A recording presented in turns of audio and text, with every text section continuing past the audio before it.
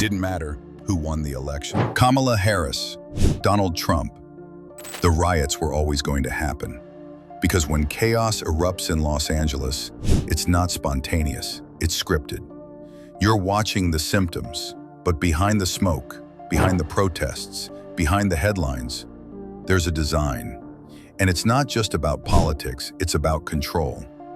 Let's talk about how civil unrest, from ICE raids to police shootings to border clashes, might not be the system breaking, but the system working exactly as planned.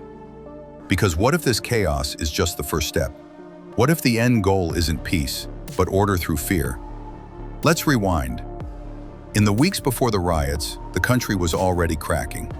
Gas prices were up, rent was skyrocketing, food stamps were being slashed, and immigration tensions were boiling over. Whether it was under Trump or Harris, LA was a powder keg, and all it needed was a spark. That spark came fast, a deportation video gone viral, a federal raid on a South Central neighborhood, an ICE shooting in Boyle Heights, and boom, the streets ignited. But here's what they don't want you to ask. Why was that footage even released? Why did the feds hit that neighborhood that day with that level of force, knowing full well the city was on edge? They say it was a mistake, a coincidence. But history says otherwise, because we've seen this before. Rodney King, George Floyd, Breonna Taylor.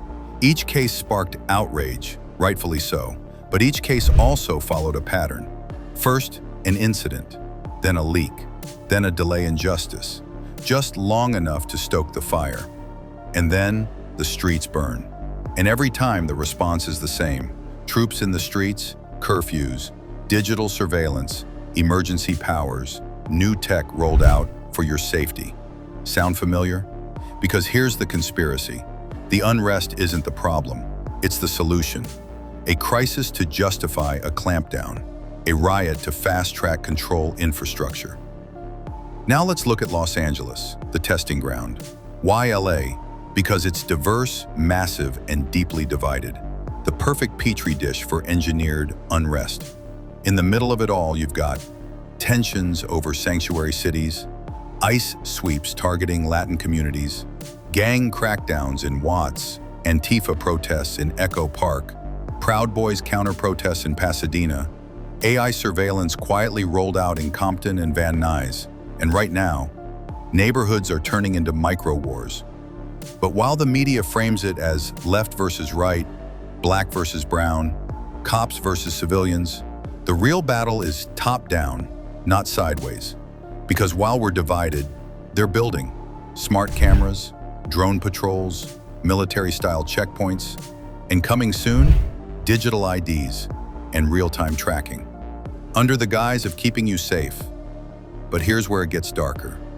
This didn't start in LA.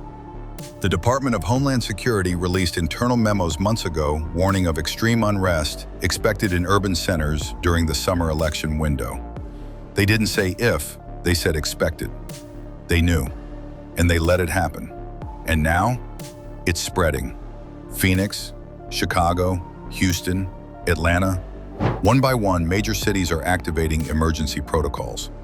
But while the riots look spontaneous, the infrastructure was already waiting. Amazon, Google, Palantir, tech giants with government contracts have already built urban monitoring systems. They're using AI to scan social media, predict civil disruptions, and dispatch law enforcement in real time. It's called predictive policing. But predictive for who? Now let's talk about smart cities. You've heard the term, maybe even thought it sounded futuristic, efficient, green. But peel back the marketing, and what do you find? Zones you can't enter without biometric ID, energy usage capped by AI based on behavior, movement restricted after curfew, purchases tracked by carbon score, facial recognition on every corner, drones in the sky scanning heat maps of bodies. And it's being sold to the public like an oasis, a safe space after the chaos, a walled city after the collapse, a utopia if you follow the rules. But first, they need the collapse. They need the riots, so they can say, this is why we need it.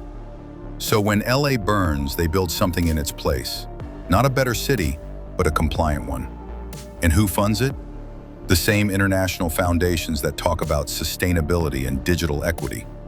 Translation: controlled populations inside managed zones.